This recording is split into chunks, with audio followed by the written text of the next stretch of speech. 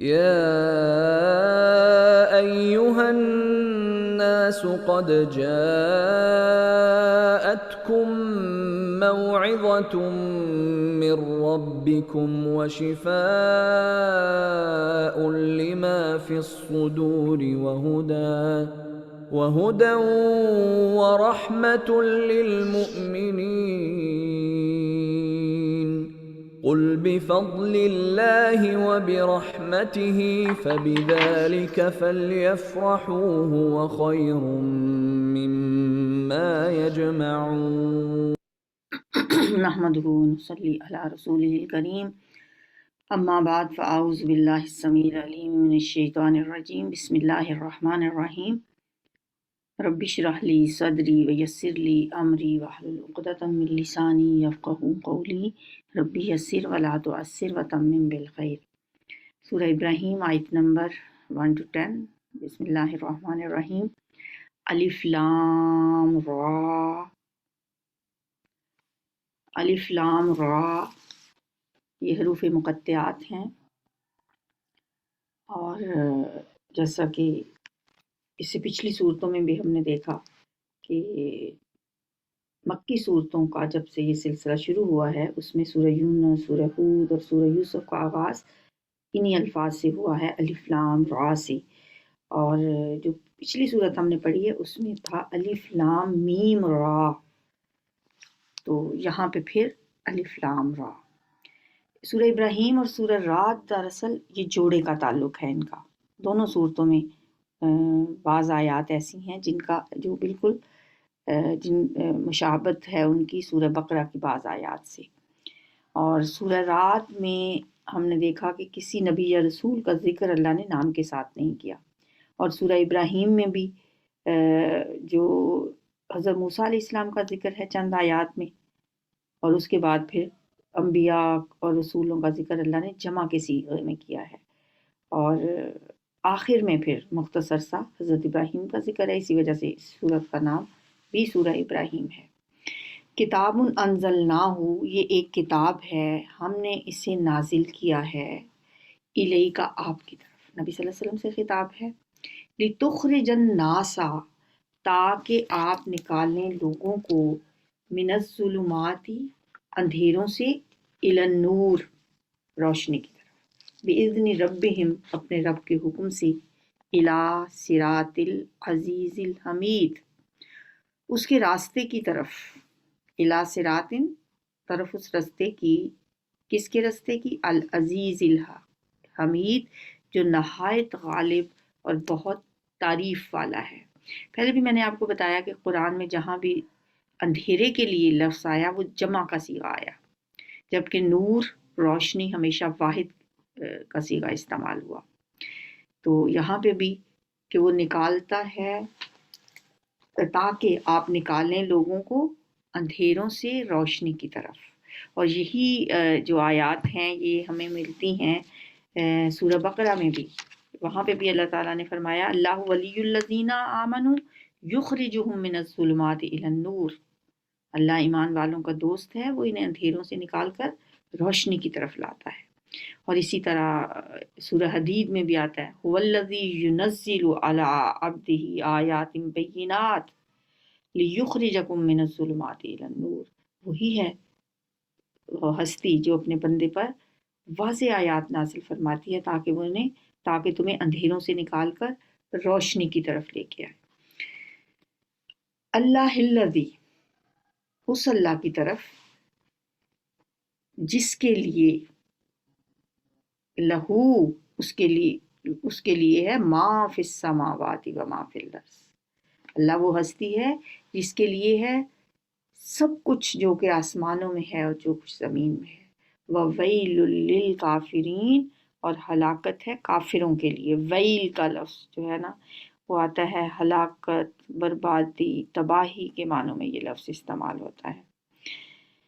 یعنی پیغمبر جو ہیں، جو رسول ہیں، ان کا کام ہے کہ وہ لوگوں کو اندھیروں سے روشنی کی طرف لے کے آئیں اور اس رستے کی طرف لے کے آئیں جو ان کے رب کا بتایا ہوا راستہ ہے.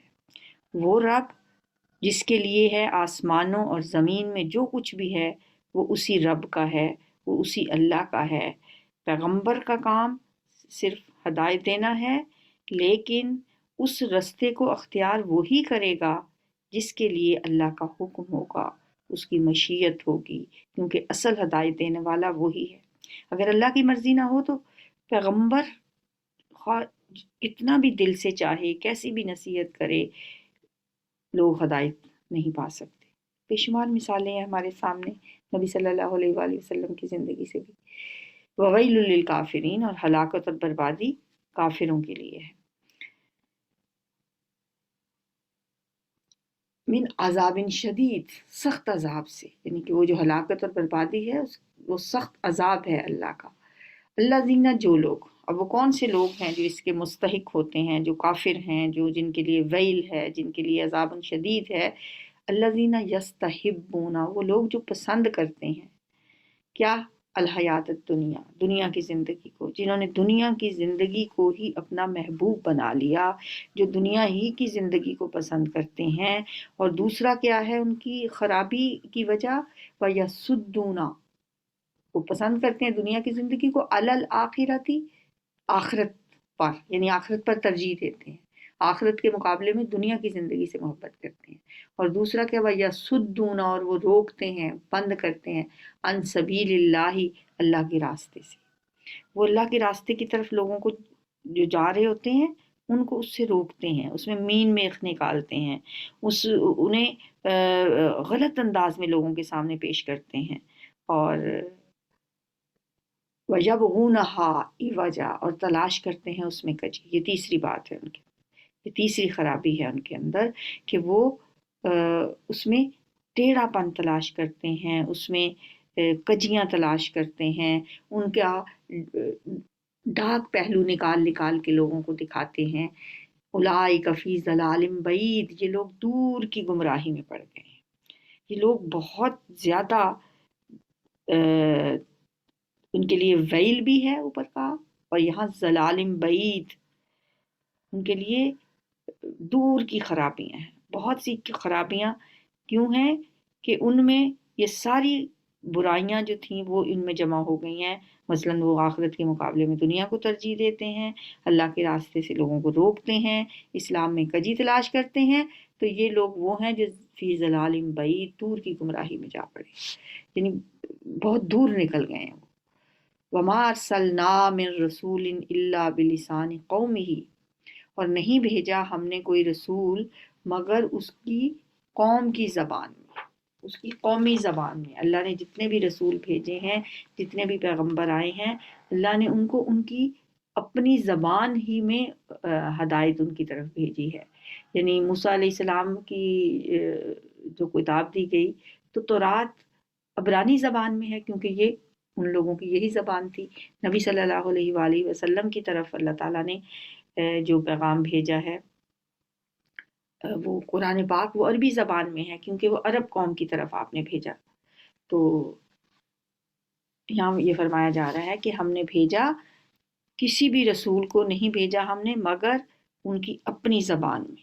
یہ اللہ کا احسان ہے کہ جس قوم کی طرف بھی اللہ نے ہدایت بھیجی ان کی اپنی زبان میں ہی بھیجی، تاکہ لوگوں کو دقت نہ ہو، پریشانی نہ ہو، ان کو سمجھنے میں مشکل نہ ہو۔ اب ہم دیکھیں نا، ہماری اپنی زبان نہیں ہے، وہ کہ ہماری اردو سے بہت ملتی جلتی ہے، لیکن پھر بھی ہمیں وہ سمجھ اس طرح سے نہیں آتی جس طرح سے ان لوگوں کو آئی ہوگی جب قرآن نازل ہو رہا تھا۔ لِيُبَيِّنَ لَهُمْ، تاکہ وہ کھول کر بیان کرے ان کے لیے۔ فَيُضِلُّ اللَّهُ مَن يَشَاءُ، پھر گمراہ کرتا ہے اللہ جسے چاہتا ہے، وَيَهْدِي مَن يَشَاءُ، اور وہ ہدایت دیتا ہے جسے چاہتا ہے، وَهُوَ الْعَزِيزُ الْحَكِيمُ، اور وہ نہایت غالب اور بہت حکمت والا ہے۔ دیکھیے یہ بہت دفعہ یہ آیت آتی ہے کہ اللہ گمراہ کرتا ہے، یُضِلُّ بِهِ كَثِيرًا وَيَهْدِي بِهِ كَثِيرًا، یہ بھی ہم نے پیچھے پڑھا، اور یہاں ہے کہ گمراہ کرتا ہے جس کو چاہتا ہے۔ تو اس کا ہم مفہوم ایک یہ بھی ہو سکتا ہے کہ اللہ گمراہ کرتا ہے اس سے جو گمراہ ہونا چاہتا ہے، جو گمراہی چاہتا ہے، یعنی گمراہی کے راستے پہ چلتا ہے، وہ گمراہی والے کام کرتا ہے، اور ہدایت دیتا ہے اللہ اسے جو ہدایت کا راستہ اختیار کرنا چاہتا ہے۔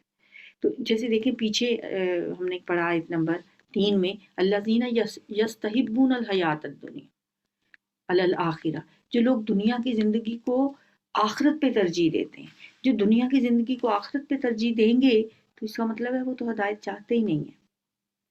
اب ہم ہر شخص اپنے گریبان میں جھانک کے دیکھے اور اپنی ترجیحات کو دیکھے کہ میری کیا ترجیحات ہیں، میرے لیے کون سی چیز زیادہ اہم ہے، کیا اس دنیاوی زندگی کے جو کچھ ایام اللہ نے ہمیں دیے ہیں، جو اس نے ہمیں مہلت زندگی کے کچھ اوقات دیے ہیں، میں نے اس کو کس طرح سے تقسیم کیا ہوا ہے، میری جو بہترین صلاحیتیں ہیں وہ کدھر لگ رہی ہیں۔ مجھے یہ سوچنا ہے کہ میں اپنی زندگی کا جو میرا مین نصب العین ہے وہ کس رخ پہ جا رہا ہے۔ ہم نے پیچھے پڑھا تھا نا وَلِكُلٍّ وِجْهَةٌ، ہر شخص کا ایک بنیادی نصب العین ہوتا ہے، ایک سینٹر آف لائف ہوتا ہے، وہ کس طرف میرا جا رہا ہے، ٹھیک ہے۔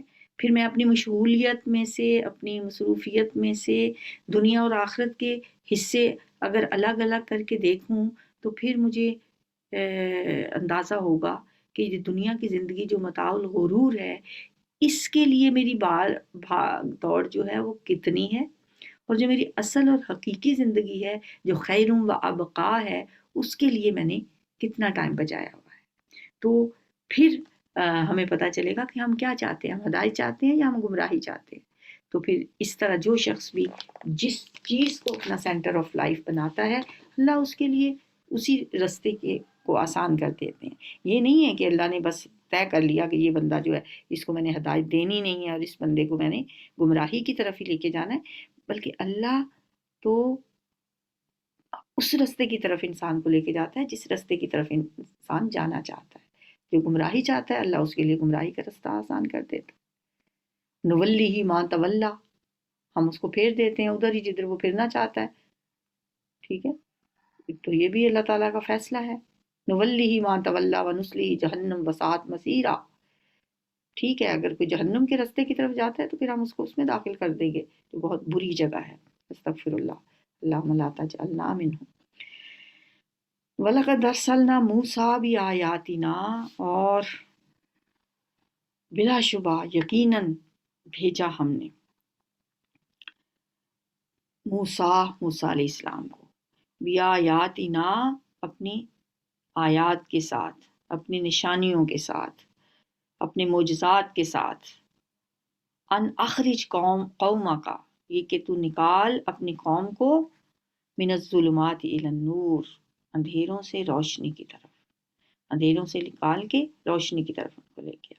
وذکرہم بایام اللہ، اور انہیں ان کی تذکیر کر اور انہیں یاد کرا ایام اللہ، اللہ کے ایام، وہ اللہ کے وہ دن جس کا پہلے بھی کئی دفعہ میں نے آپ کو بتایا کہ جب شاہ ولی اللہ نے ایک کتاب چھوٹی سی لکھی ہے الفوز الکبیر، اس کے اندر انہوں نے جو تقسیم کی ہے قرآن کے مضامین کی، تو اس میں ایک انہوں نے یہ لفظ استعمال کیا ایام اللہ، تذکیر بھی ایام اللہ اور تذکیر بھی آلاء اللہ۔ تو یہاں پہ وہی ٹرم استعمال ہوئی ہے اللہ کے دنوں کے حوالے سے، یعنی وہ بڑے بڑے دن جس میں اللہ نے بڑے بڑے فیصلے کیے، ان کے ذریعے لوگوں کو ڈراؤ، ان کے ذریعے لوگوں کی تذکیر کرو ان کا۔ بعض مفسرین یہاں پہ اس کا مطلب یہ بھی لیتے ہیں ایام اللہ سے کہ اس سے مراد ہے وہ احسانات جو بنی اسرائیل پر کیے گئے، جن کا پہلے تفصیل جن کی گزر چکی ہے، یعنی وہ واقعات ان کو یاد دلائیں جو گزر چکے ہیں، جن پر اللہ تعالیٰ نے ان پہ خصوصی انعامات کیے۔ تو موسیٰ علیہ السلام سے اللہ تعالیٰ کہہ رہے ہیں کہ موسیٰ علیہ السلام کے بارے میں کہ ہم نے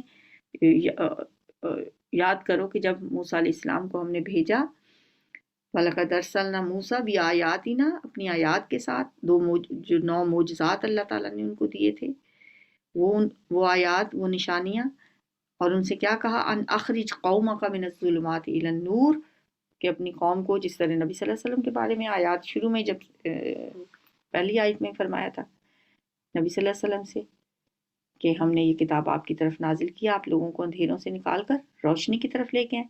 یہاں حضرت موسیٰ علیہ السلام کے بارے میں وَذَكِّرْهُمْ بِأَيَّامِ اللَّهِ، اور انہیں یاد دلا اللہ کے دنوں کے وہ احسانات یا پچھلی قوموں کی جو ہلاک اور بربادی کے جو واقعات ہیں وہ انہیں یاد کرا کے ان کی تذکیر کریں۔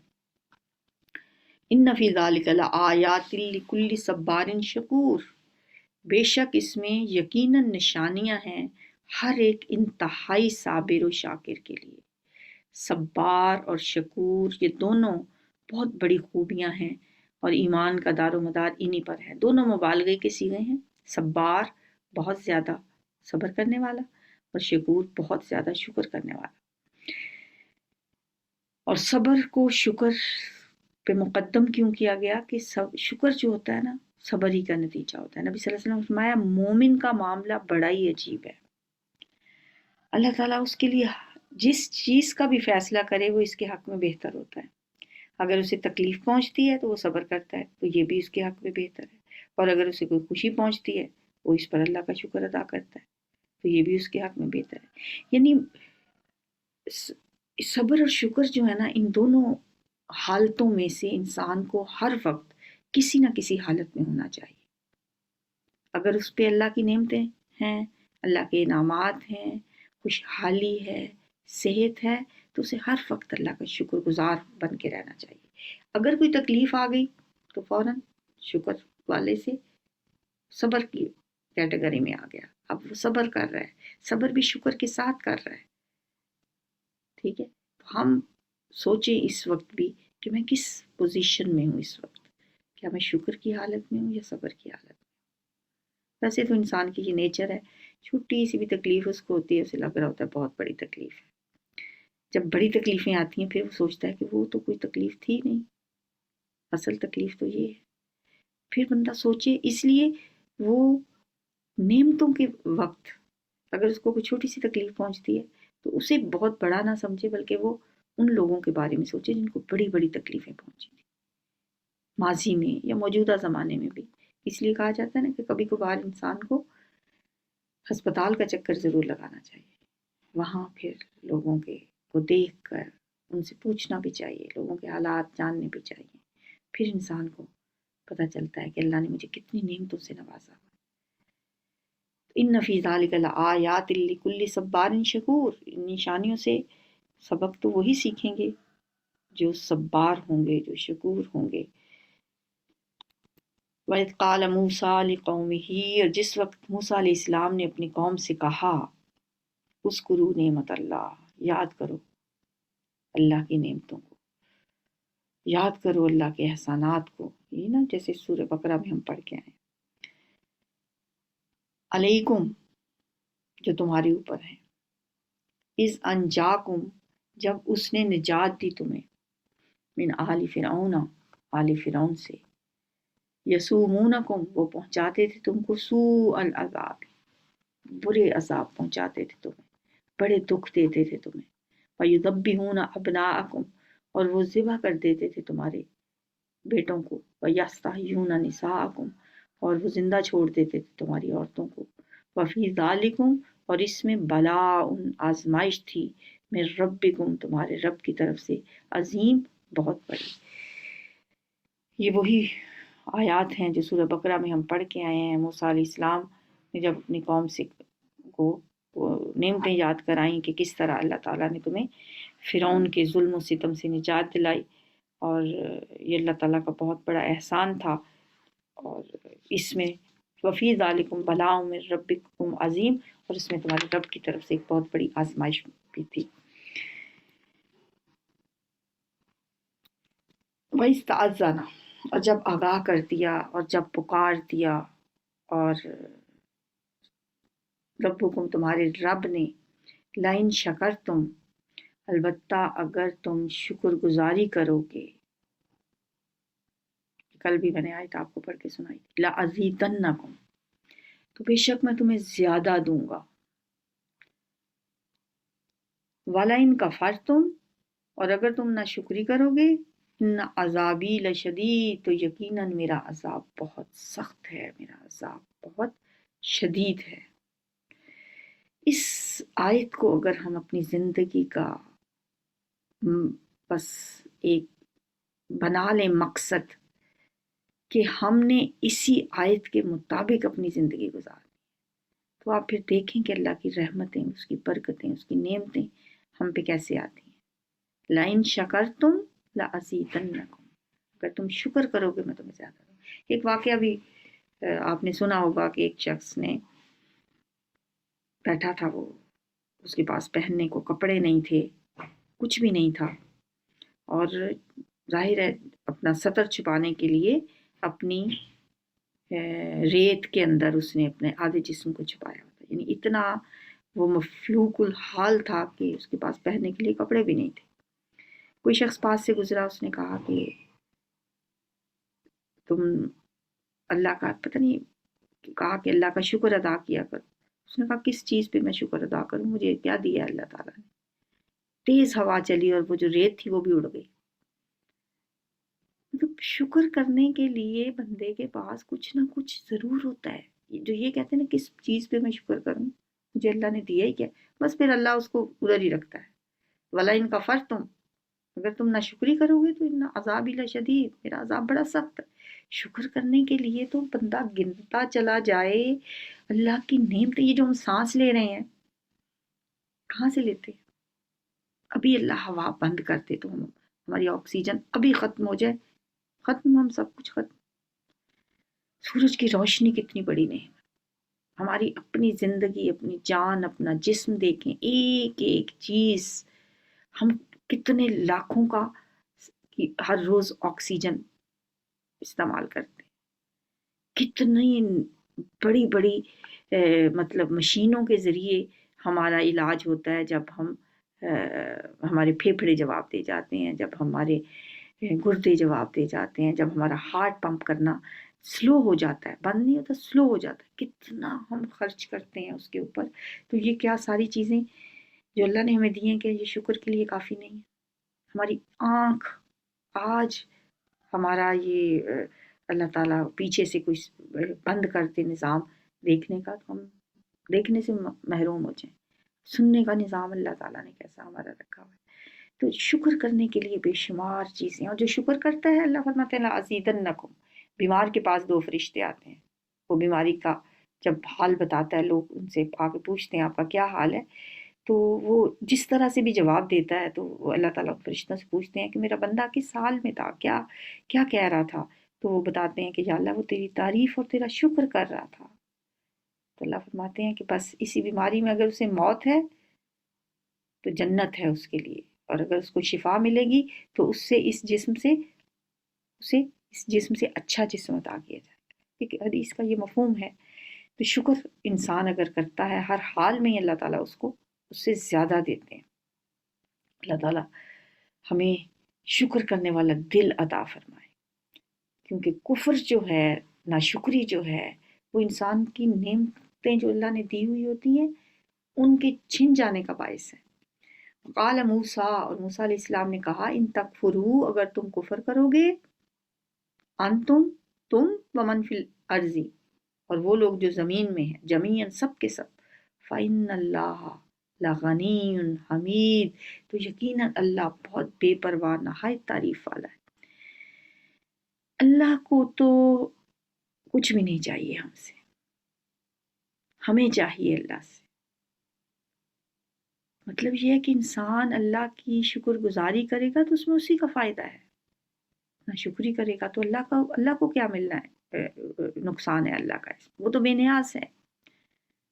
ساری دنیا بھی ناشکری ہو جائے اس کا کیا بگڑے گا۔ حدیث قدسی پہلے بھی میں نے آپ کو سنائی تھی، اللہ فرماتے ہیں یا عبادی لو ان اولکم وآخرکم وانسکم وجنکم، اگر تمہارے سارے اول آخر تمام جن و انس جو بھی ہیں، قانون علی اتقى قلب رجل واحد منکم ما زاد ذلك فی ملکی شیئا، اگر یہ تمہارے سارے جن و انس والآخر اس ایک آدمی کے دل کی طرح ہو جائیں جو تم میں سب سے زیادہ متقی ہے، سب سے زیادہ پرہیزگار ہے، یعنی کوئی بھی نافرمان نہ رہے، تو اس سے میری حکومت اور بادشاہی میں کوئی اضافہ نہیں ہوگا۔ اور یا عبادی، اور اے میرے بندو، لو ان اولکم وآخرکم وانسکم وجنکم کانوا علی افجر قلب رجل واحد منکم ما نقص ذلک فی ملکی شیئا، اور اگر تمہارے اول و آخر تمام انسان اور جن اس ایک آدمی کے دل کی طرح ہو جائیں جو تمہیں سب سے بڑا نافرمان اور فاسق و فاجر ہو، تو اس سے میری حکومت اور بادشاہی میں کوئی کمی واقعہ نہیں ہوگی۔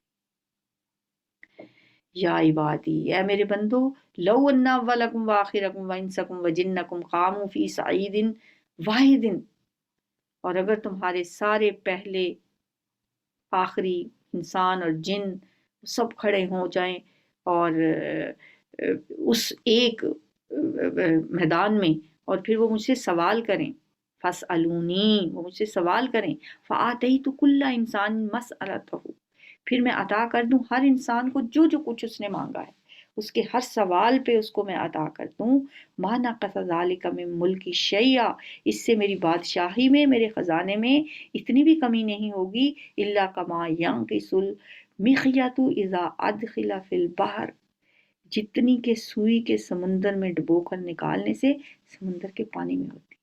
سبحان اللہ، یہ ہے وہ ہستی، وہ ہے غنی حمید، وہ بے پرواہ ہے، بے نیاز ہے، تعریف والا ہے، اللہ الصمد، اللہ بے نیاز ہے، اسے کسی کی کوئی پرواہ نہیں، ہمیں اپنے لیے کرنا ہے جو بھی کرنا ہے، ہمیں کسی کے لیے نہیں کچھ بھی کرنا۔ ہم جب کسی کی مدد کر رہے ہوتے ہیں، ہم جب کسی کو کچھ ہم کسی کو کیا دے سکتے ہیں بھئی؟ پانی پانی کر گئی مجھ کو قلندر کی یہ بات، تو اگر میرا نہیں بنتا نہ بن، اپنا تو بن، اپنے لیے ہم نے کرنا ہے، اللہ کو نہیں کچھ بھی چاہیے ہم سے۔ فَإِنَّ اللَّهَ لَغَنِيٌّ حَمِيدٌ، تو بے شک اللہ تعالیٰ بہت بے نیاز، بے پرواہ ہے اور تعریف والا ہے۔ أَلَمْ يَأْتِكُمْ نَبَأُ الَّذِينَ مِن قَبْلِكُمْ قَوْمِ نُوحٍ وَعَادٍ وَثَمُودَ، کیا نہیں آئی تمہارے پاس، استفہامیہ، لم نہیں، یاتکم آئی تمہارے پاس، نبأ الذین، خبر ان لوگوں کی، من قبلکم جو تم سے پہلے تھے، قوم نوح اور عاد اور سمود، والذین من بعدہم، اور ان لوگوں کی جو ان کے بعد تھے، لا یعلمہم الا اللہ، نہیں جانتا انہیں کوئی بھی سوائے اللہ کے۔ کیا آپ کے پاس ان لوگوں کی خبریں نہیں پہنچی؟ کیا یہاں پہ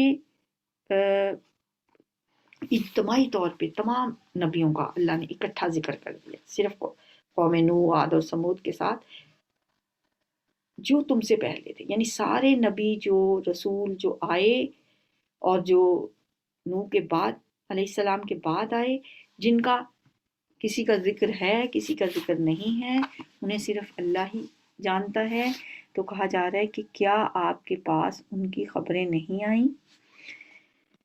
جاءتہم رسلہم، آئے ان کے پاس ان کے رسول، بالبینات، واضح دلائل کے ساتھ، روشن نشانیاں لے کے ان کے پاس اللہ کے رسول آئے، فردوا ایدیہم فی افواہہم، تو انہوں نے لوٹائے اپنے ہاتھ اپنے منہوں میں،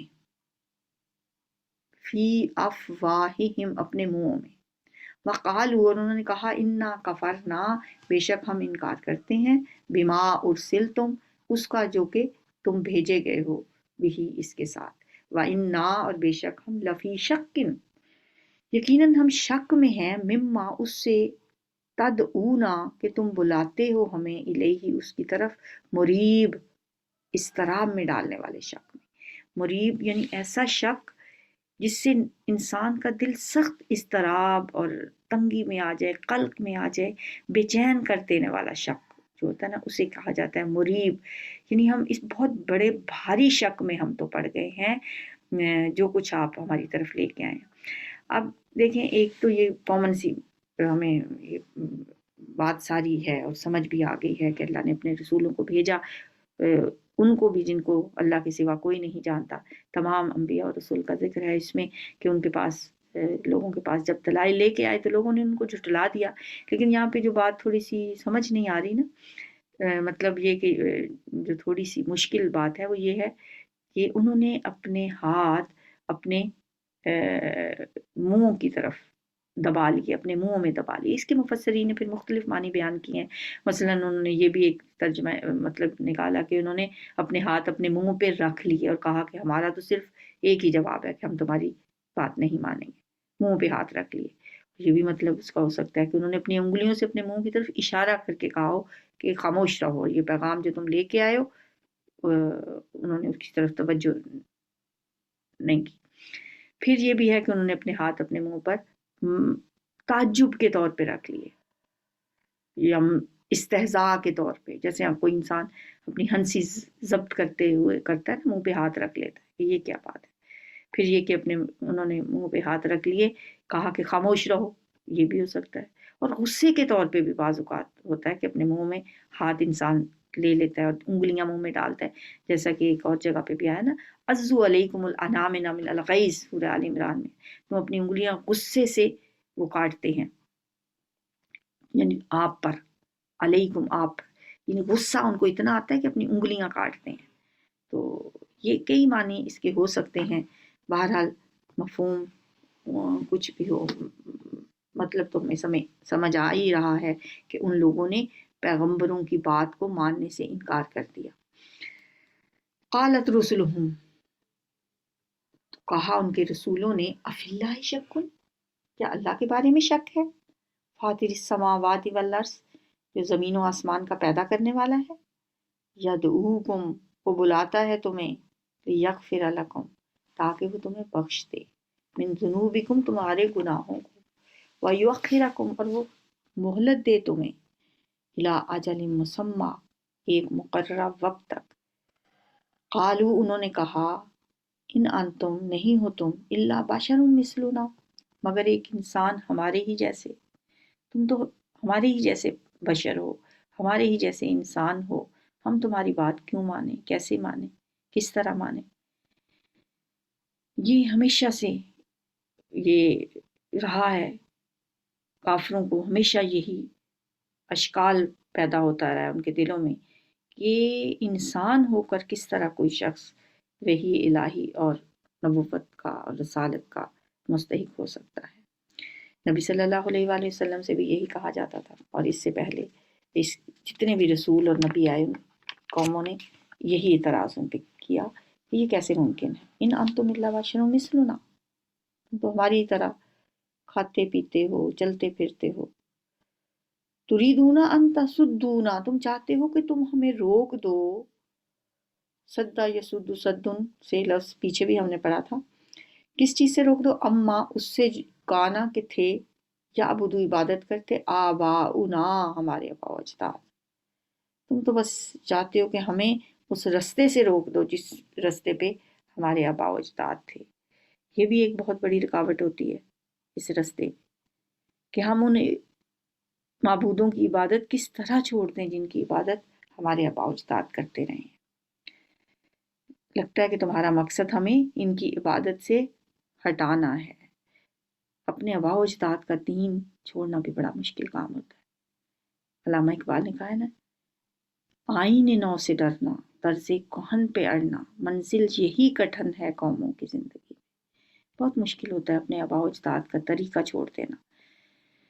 تو یہی انہوں نے بھی کہا کہ آپ یہی چاہتے ہو کہ ہم اس کی عبادت چھوڑ دیں جس کی عبادت ہمارے آبا و اجداد کرتے تھے. فاتونا، تو لے آ ہمارے پاس، بسلطان مبین، کوئی واضح دلیل، کوئی دلیل پیش کرو اس کی. اگر یہی چاہتے ہو تو ظاہر ہے دلائل و معجزات تو ہر نبی کے ساتھ ہوتے تھے. اس سے مراد وہ ایسی دلیل یا ایسا معجزہ جس کے دیکھنا وہ چاہتے تھے. جیسے مشرکین مکہ نے حضور صلی اللہ علیہ وسلم سے مختلف قسم کے معجزات طلب کیے، یعنی کوئی ایک بات کہ بھئی آپ اس احد پہاڑ کو سونے کا بنا دیں، یا آپ ہمیں یہ چیز دکھا دیں. کوئی ایک، جیسے انہوں نے کہا تھا کہ اونٹنی آپ نکال دیں، ویسے تو دیکھیں خود بخود اللہ تعالیٰ کچھ معجزات دکھاتا ہے بغیر طلب کیے. اب نبی صلی اللہ علیہ وسلم کے ہاتھ میں کنکریاں کلمہ پڑھنے لگ گئیں. آپ نے مٹھی بھر کے پھینکی کفار کی طرف، ان کی آنکھوں میں چلی گئی اور ان کو بالکل دیکھنے سے معذور ہو گئے. نبی صلی اللہ علیہ وسلم جب ہجرت کے لیے نکلے تو آپ نے اس وقت بھی سورہ یاسین پڑھتے ہوئے نکلے اور کسی کو پتہ ہی نہیں چلا، وہ دیکھ ہی نہیں سکے. بعض اوقات تھوڑا سا کھانا پوری فوج کے لیے کافی ہو جاتا تھا. یہ سب معجزات ہی تھے نا. لیکن جب کہا کوئی قوم خود معجزہ طلب کرتی ہے، وہ خود کہتی ہے کہ ہمیں یہ معجزہ دکھاؤ، ایسی چیز ہمیں دکھاؤ جو وہ دیکھنا چاہتے ہیں، تو پھر اس معجزے کے بعد پھر اللہ تعالیٰ قوموں کو مہلت نہیں دیا کرتا. تو یہ بھی کیا کہتے تھے ہمارے تم یہ چاہتے ہو کہ ہم تریدون ان تصدونا، تم چاہتے ہو کہ تم ہمیں روک دو، اما اس سے کانا یعبد آباؤنا، جس کی عبادت کرتے تھے ہمارے آباء و اجداد. تو ٹھیک ہے، فاتونا بسلطان مبین، پھر کوئی واضح دلیل ہمیں دکھاؤ. چلیں جی، یہ کچھ مشکل الفاظ ہیں. یستحبونا، وہ ترجیح دیتے ہیں، وہ محبت رکھتے ہیں، وہ پریفر کرتے ہیں. استحبا، یستحبو، استحباب. لیبینا، تاکہ کھول کے بیان کرے. so that he explains. بینا یبین، تبیین، کھول کر بیان کرنا. ذکرہم، تو انہیں یاد دلا. you remind them. ذکر یذکر، تذکیر، یاد دلانا. انجاکم، اس نے نجات دی. he rescued you، نجات دی تم کو. انجا ینجی، انجاؤن. یذبحون، وہ ذبح کرتے تھے. they slaughter. ذبح یذبح، تذبیح، ذبح کرنا. تعزن، آگاہ کر دیا، اعلان کر دیا. he announced. تعزن یتعزن، تعزن، آگاہ کرنا. اذان بھی اسی سے لفظ ہوتا ہے. فردو، تو انہوں نے لوٹائے. so they returned. رد یرد، ردن، لوٹانا. تلاوت سنتے ہیں جی نایات کی. بسم اللہ الرحمن الرحیم. الف لام را، کتاب انزلناه الیک لتخرج الناس من الظلمات الى النور بإذن ربهم إلى صراط العزيز الحميد. الله الذي له ما في السماوات وما في الأرض وويل للكافرين من عذاب شديد.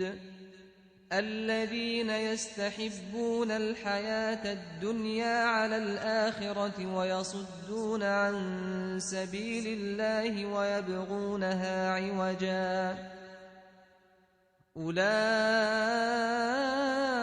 في ضلال بعيد. وما أرسلنا من رسول إلا بلسان قومه ليبين لهم، فيضل الله من يشاء ويهدي من يشاء، وهو العزيز الحكيم. وَلَقَدْ أَرْسَلْنَا مُوسَى بِآيَاتِنَا أَنْ أَخْرِجْ قَوْمَكَ مِنَ الظُّلُمَاتِ إِلَى النُّورِ وَذَكِّرْهُم بِأَيَّامِ اللَّهِ، إِنَّ فِي ذَلِكَ لَآيَاتٍ لِكُلِّ صَبَّارٍ شَكُورٍ. وَإِذْ قَالَ مُوسَى لِقَوْمِهِ اذْكُرُوا نِعْمَةَ اللَّهِ عَلَيْكُمْ إِذْ أَنْجَاكُمْ مِنْ آلِ فِرْعَوْنَ يَسُومُونَكُمْ